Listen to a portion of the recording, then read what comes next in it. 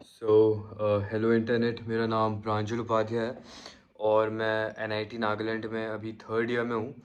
मैं अभी रिसेंट हुए गेट ईसी 2024 में मेरी ऑल इंडिया रैंक 1315 आई थी। अब यहाँ पे वीडियो का टारगेट यही है कि मैं अपनी गलतियाँ एनलिस्ट करना चाहता हूँ। मोस्ट इंपॉर्टेंट ऑफ ऑल कि मेरी रैंक ठीक ठाक है पर बेस्ट नहीं है।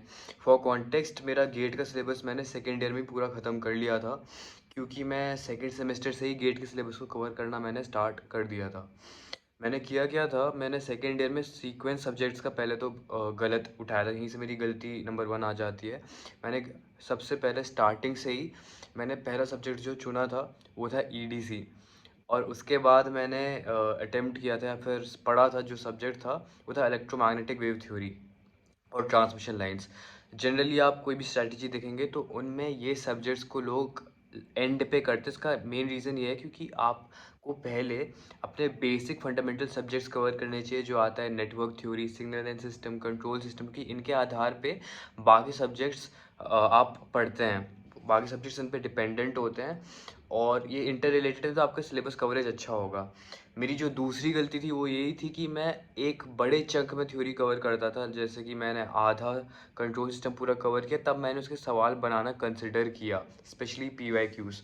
मैं करता क्या था, मैं पूरी बड़े चंक में थ्योरी कवर करता था, उसके बाद मैं सवाल लगाता था पीवाईक्यूज़ के। ऑल्दो मुझसे सवाल बन जाते थे पर उसमें मैं टाइम कंसिडरेशन इतनी सीरियसली नहीं लेता था। तो बेस्ट वे यही हुआ कि आपने कोई कॉन्सेप्ट पढ़ा और तुरंत उसके सवाल लगा लिए। वेबसाइट है practicepaper.in की, उस पर आप सब्जेक्ट वाइज सब्जेक्ट्स के क्वेश्चंस देख सकते हैं, पीवाईक्यूज देख सकते हो, तो उनसे आप तैयारी कर सकते हो। मेरी तीसरी गलती थी, जो मैंने टेस्ट सीरीज़ लगाई थी। टेस्ट सीरीज़ मैंने फिजिक्स वाला की लगाई थी और सही बताऊं बहुत ही बढ़िया टेस्ट सीरीज़ थी वो।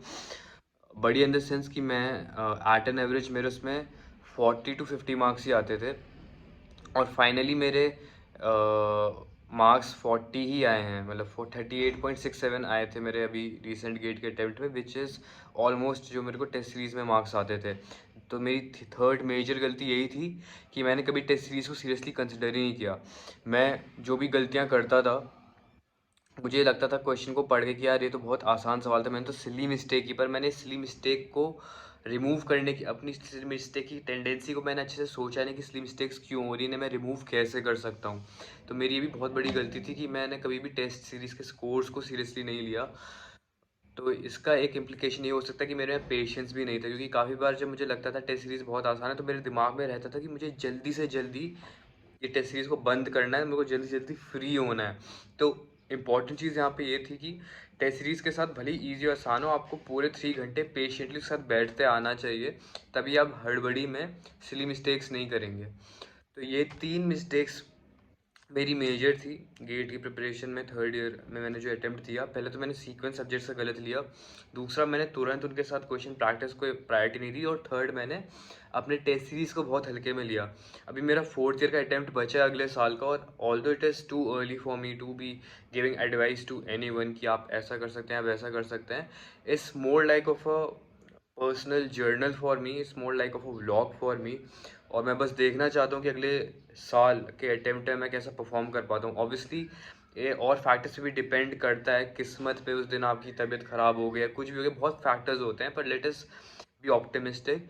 अब अगले साल का पेपर भी बना रहा है आईआईटी रुड़की, और सुनने में आया कि आईआईटी रुड़की भी हार्ड पेपर बनाता है, विच इज़ एक्चुअली गुड, क्योंकि आप कम मार्क्स पे भी आप अच्छी रैंक स्कोर कर सकते हैं। बट ईजी पेपर भी आता है तब भी, फिर तब आपको ज़्यादा सवाल बनाने पड़ेंगे, मतलब आपकी एक्यूरेसी स्पीड दोनों अच्छी होनी चाहिए।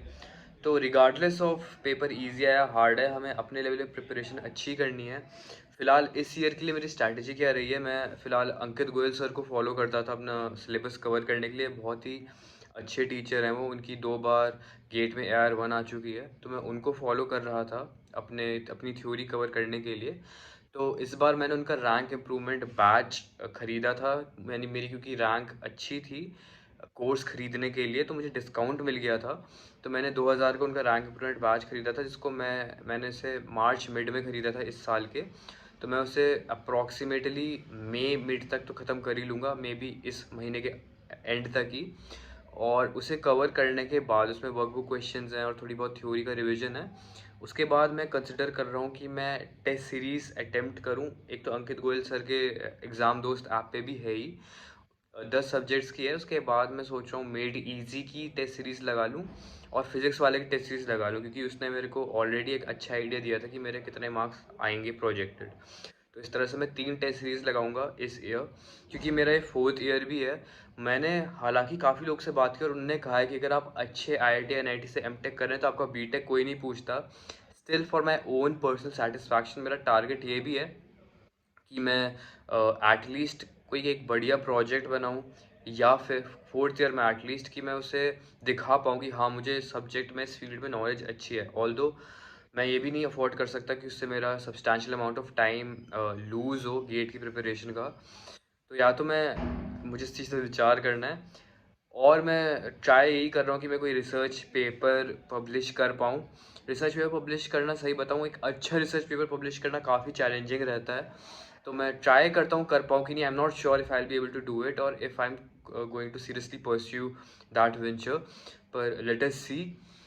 और क्योंकि मैं रिसर्च पेपर का भी अगर ट्राई करूँगा तो मैं यही समय करूँगा, मेरे से मई में एंड हो रहा है। नहीं होता है, टाइम नहीं मिलता है या फिर फीसिबल नहीं लगता तो छोड़ूंगा और गेट की तैयारी को ही प्रायोरिटाइज़ करूँगा। तो ये वीडियो को फ़िलहाल मैं यही एंड करूँगा, जिससे मैंने अपनी लिस्ट की पहली गलतियाँ और उसके बाद मैंने अपना खुद का रफली मोटा मोटा प्लान बता दिया कि मैंने क्या इन्विजन किया है इस ईयर करने का।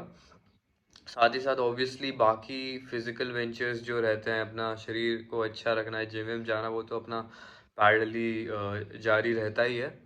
That being said, if you are still watching this video, I wish you the very best. और if you are giving going to give गेट्स next year, all the very best for that too. अगर मुझसे और अच्छे से वार्तालाप आप करना चाहते हैं तो डिस्क्रिप्शन में मेरा मेरा इंस्टाग्राम हैंडल है, तो आप मुझे वहाँ कांटेक्ट कर सकते हैं। Thank you so much.